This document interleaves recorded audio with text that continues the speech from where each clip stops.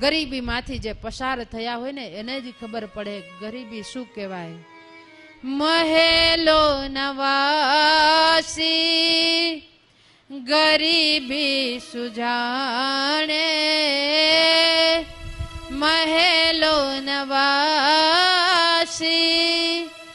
ગરીબી સુજાણે, દુખિયાના દુઃખને સુખિયા સુજાણે, દુખિયાના દુઃખને સુખિયા સુજાણે.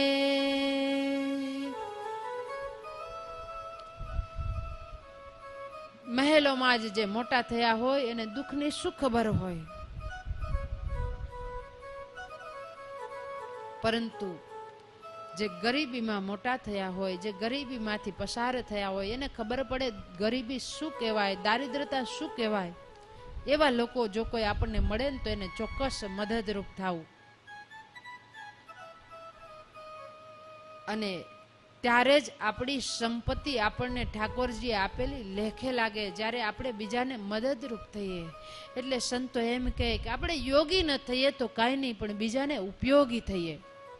આપણું જીવન એવું હોવું જોઈએ કે બીજાને ઉપયોગી થઈ શકીએ. અને ધન સંપત્તિ અતૂટ હોય અને કોઈને આપણે ઉપયોગી ના થઈએ તો આપણે માણસ જ ન કહેવાય. એટલે લખ્યું છે કર પર કર દીધો નહીં ને પાછો કરમાં પેરે કડા, એ માણસ નહીં પણ મળા એ મહાચું હોરઠિયો ભણે. જો કોઈને આપણે મદદરૂપ ન થઈએ ને તો એ માણસ નથી પણ મળ્યા છે.